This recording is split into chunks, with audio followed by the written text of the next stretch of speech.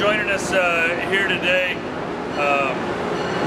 This is something we're trying to look at across the entire nation, reaching out to rail and seeing exactly not only how passengers interact with different rail across the nation, but really setting the stage for passenger reauthorization as we move forward. Today's effort is to take a look at some of the challenges along the Northeast Corridor, some of our assets, how they can be improved, where the best investments are, and I'm glad that we're moving forward, bipartisan, not just the rail committee or the T&I committee, but members that have a stake all the way up and down the Northeast Corridor, as well as local government, departments of transportation, governors, and getting their input on this as well. So first of all, I want to thank Chairman Boardman for working with us to get this done, as well as working with a schedule that continues to fluctuate in Congress and helping us out in this endeavor. You're welcome. I just want to thank Chairman Denham for organizing this, and also with Joe Boardman, the Chairman of CEO of Amtrak, for putting this all together. As Chairman Denham said, looking at our rail assets across the country, the importance of them, but especially the Northeast Corridor. This is really the jewel in Amtrak's crown. This is someplace we really have to focus. When you look at the density of population in the Northeast Corridor, 18% of our population on about 3% of our land mass, this is the place we ought to focus on improving the speeds, on getting higher speed rail, making sure that we learn from the development of the Northeast Corridor into higher speed rail, how we can roll that out across the country and benefit Americans in other congested corridors. As we go forward over the next 25 years, this country is going to grow from 300 million to 400 million people. And the Northeast Corridor, the congestion just continues to spread out and become more dense.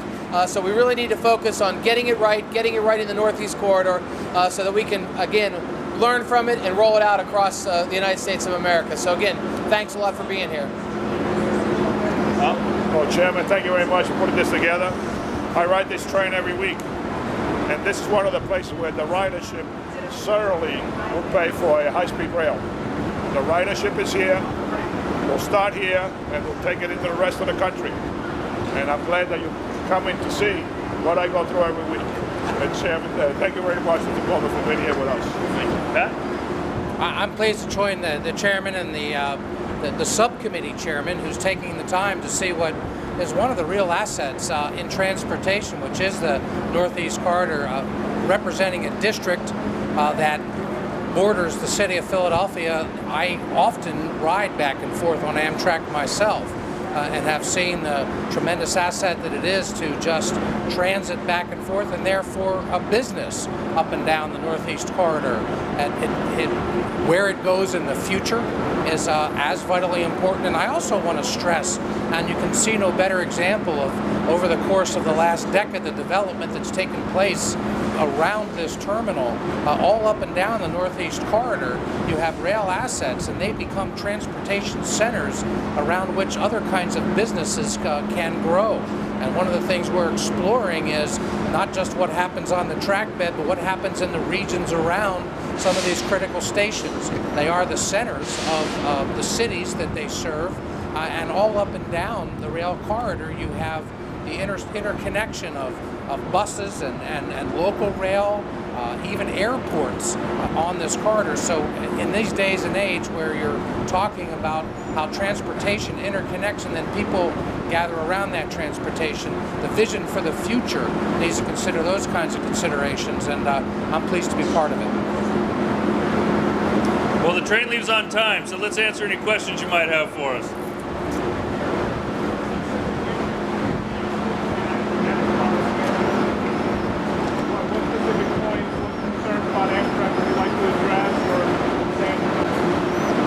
We're getting the whole breadth of information dealing with the passenger reauthorization bill.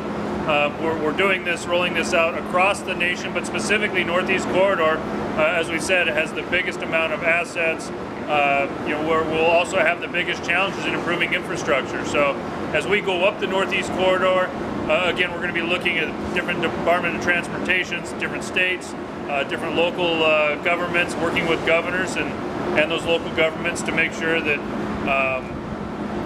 Chairman Boardman has the opportunity to improve the infrastructure that so desperately needs it.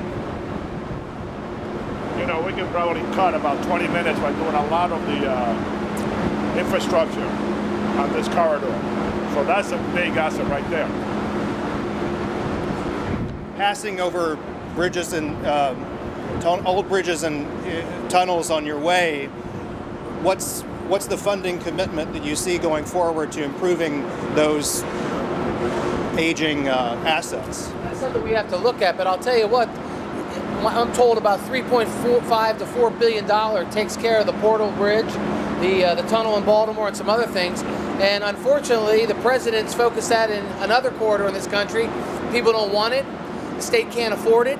And really, I believe that money should have been focused in other places, like the Northeast Corridor. So again, we're going to have to, that's the toughest challenge we face is funding. And as we move forward, we're going to have to figure it out. Can we bring the private sector in to help Amtrak? Those are the things we need to explore, and that's one of the things we're going to do today. Chairman Denham has the trip planned out where we have stakeholders all up and down the corridor, as well as Amtrak, so we'll be talking about that today. The bill expires this fall, and I know you're early in the process, but do you have any sort of timelines for producing this legislation and trying to get it through the House? We're working on it. Is that fair to say? We're working on it, but we're committed to getting it done this year. We know the timeline we're dealing with. Schuster, are you committed to maintaining Amtrak service throughout the country where it is today? I think that's something that we have to take a hard look at. I know that's been mandated by Congress when it was set up, but there are places that it costs us a lot of money. The service, the ridership's not there. I think we need to step back from it, examine it all, and put the money where it makes sense. So again, I'm not committed to say we're going to shut down here, shut down there, but I really think we need to take a hard look at it. Listen to Amtrak. Chairman Boardman's done a lot of good work on doing some streamlining and improving what's going on here, but I think there's still room for significant reform. I would just add that safety is always first. We're looking at that first as we're looking at the infrastructure, specifically on the Northeast Corridor. Then we look at efficiency, and we look at not only prioritizing the dollars, but really how can we make sure we have the proper amount of revenue to not only improve the Northeast Corridor, but looking at passenger rail across the nation. Chairman, we got to go, don't we? Yes, sir. That's great. Thanks a lot. Thank you. Thank you. Where we going? We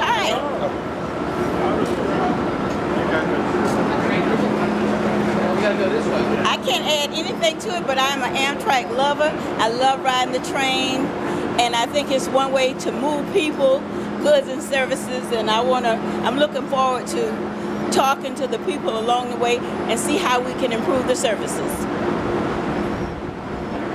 Different mood in the committee this year from how the two parties on the committee operated last year? I do see some positive movement. This is my, third trip? I do. Our committee, I've been on that 21 years. In my opinion, was one of the most bipartisan committees in Congress. It really deteriorated this last 2 years, and I do see a change in the leadership under Chairman Schuster, and that's good. That's good for the country.